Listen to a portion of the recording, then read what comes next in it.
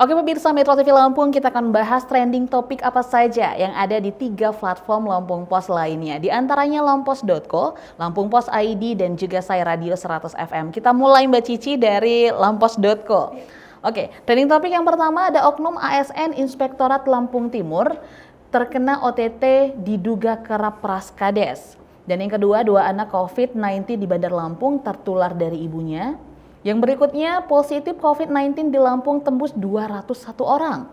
Dan yang berikutnya, Bandar Lampung mulai gunakan kertas A4 cetak dokumen kependudukan. Dan yang terakhir, polisi tangkap penipu bermodus rekrutmen PNS tanpa tes. Mbak Cici, ini salah satu yang menarik adalah Bandar Lampung mulai gunakan kertas A4 cetak dokumen kependudukan, Mbak Cici. Seperti apa, Mbak Cici? Iya, selama ini kan kalau untuk mengurus tentang kartu-kartu berkaitan dengan kependudukan, baik itu KTP, KK, kartu identitas anak, itu harus menunggu lama. Alasannya belangkonya kosong.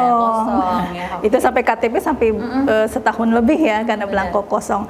Kemudian juga untuk KK karena kertas yang berwarna biru atau merah itu juga kosong. Nah, resolusi untuk efisiensi dari pelayanan adalah dengan menggunakan kertas A4. Jadi kertas A4 ini kan banyak sekali bisa digunakan untuk kartu penduduk, sehingga memudahkan masyarakat yang ingin mengurus masalah dokumen kependudukannya itu lebih ringkas, lebih efisien. Kalau bisa 1 hari jadi dengan ketersediaan kertas itu. Oke, wajar saja ini menjadi trending topik dan banyak yang baca ya Mbak Cici ya. Oke, berikutnya adalah polisi tangkap penipu bermodus rekrutmen PNS tanpa tes. Masih ada ya? Oke, ini seperti apa Mbak Cici? Ya, itu tadi, celah untuk mencari keuntungan dan masyarakat juga masih banyak ya yang mau terhasut, tertipu dengan iming-iming bahwa menyediakan duit sekian akan lolos tanpa tes. Padahal untuk alurnya sendiri saja itu sekarang itu sudah berlapis-lapis. Dan tahun 2000 ini pun tidak ada lagi rekrutmen sampai menunggu keputusan dari pusat ya. Ya ini tadi masyarakat harus lebih banyak, lebih edukatif ya, bahwa PNS itu harus bersyarat dan tak adalah yang hal seperti ini ya, yang bayar kemudian menjamin dia memasuk tanpa tes lagi ya. Oke, itu adalah trending topik yang ada di lampos.co. Kita beralih ke Lampung Pos ID. Yang pertama, banyak nik penerima BLT dana desa bermasalah. Yang berikutnya, Undang-Undang ITE ancaman kemerdekaan pers. Dan yang berikutnya, insentif tenaga medis baru cair 313 juta rupiah. Dan yang keempat, rekrutmen CPNS ditiadakan gubernur, tunggu arahan pusat. Dan yang terakhir, Rumah Sakit Umum Daerah Metro bisa tes swab. Ini yang sangat menarik nih Mbak Cici. Ini tentang rekrutmen CPNS ini ditiadakan gubernur, tunggu arahan pusat. Wah, ini seperti apa? Iya, namanya PNS ya, penerimaan rekrutmen PNS itu selalu menjadi berita yang booming, selalu ditunggu. Betul. Nah, karena masyarakat memang menginginkan menjadi pegawai negeri sipil karena banyak hal ya, termasuk income yang didapat dan keterjaminan masa tuanya. Nah, tapi untuk tahun 2000 ini, 2000-2001 dari pemerintah pusat itu belum ada rekrutmen. Nah, makanya pemerintah Provinsi Lampung juga belum mengadakan menuju arahan dari pusat. Tapi untuk yang 2019 itu tetap ada ya, tinggal menuju SKB ya.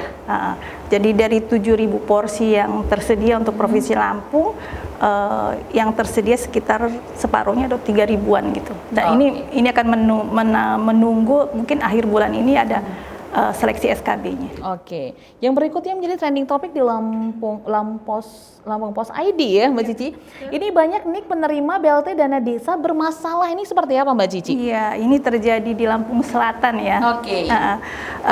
Bantuan langsung tunai dana desa itu diajukan, tapi ternyata tidak semuanya cair. Ternyata permasalahannya ada di NIK. Ini kan pencairan ini di bank. Nomor induk kependudukannya itu tidak muncul ketika ada di bank.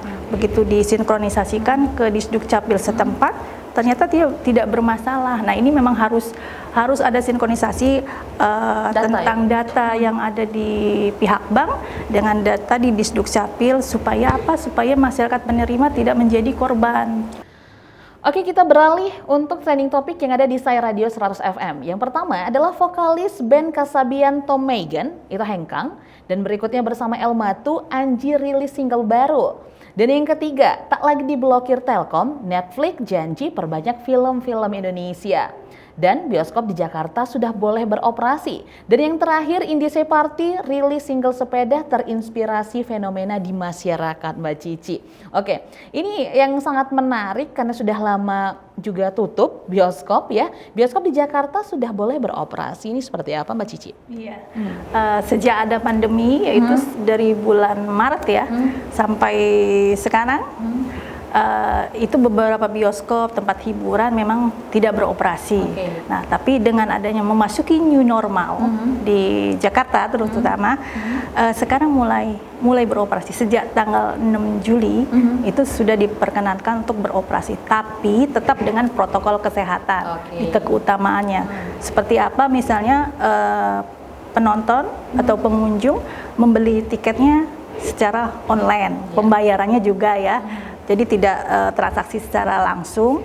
Kemudian ada jaga jarak di dalam bioskop. Jadi kalau tempat duduknya itu berselang, ya ini memang ini ya protokol yang sudah pakem kita. Kemudian juga pengunjung itu harus menggunakan masker. Ya, ini untuk apa? Bukan hanya untuk kesehatan pengunjung sendiri, tapi juga untuk kesehatan bagi yang lain agar tetap bisa menikmati hiburan, tapi protokol kesehatan tetap yang utama. Oke Mbak Cici, terima kasih sudah hadir bersama kami dan pemirsa Metro TV Lampung. Demikian pembahasan kita untuk hari ini. Untuk Anda jangan lupa untuk membaca Harian Umum Lampung Pos dan selalu mengupdate informasi di lampos.co dan lampungpos.id. Dan jangan lupa untuk dengarkan selalu Sai Radio 100 FM atau di streaming di sai100fm.id. Saya Nana Hasan beserta kru yang bertugas mengucapkan terima kasih dan sampai jumpa.